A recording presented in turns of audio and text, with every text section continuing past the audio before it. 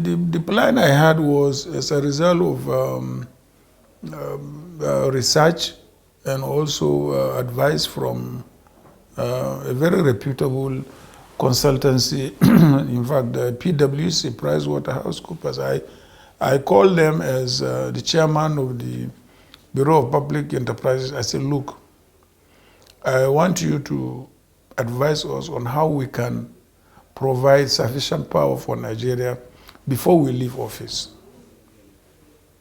And they went around this country and produced a report which convinced me that we could provide enough power supply to this country before leaving office by 2000. We left office 2007, right? By 2005, 2 years before leaving office, we would have provided enough electricity, in this country. I tried to push it through with the president to get his approval, but he was more inclined to power supply by gas. And I told him that was based on advice I got from many of the oil companies.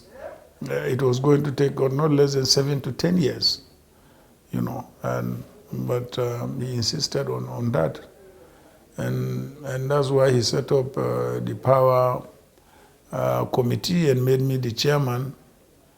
And I declined to actually participate as a chairman, and I left to the Minister of Power then, who was the deputy chairman of the committee, to handle that. And that was how we ended up in this chaotic situation today. Even though I presided over the National Economic Council, I couldn't push some of these policies to be implemented by the government, because ultimately the president is the chief executive.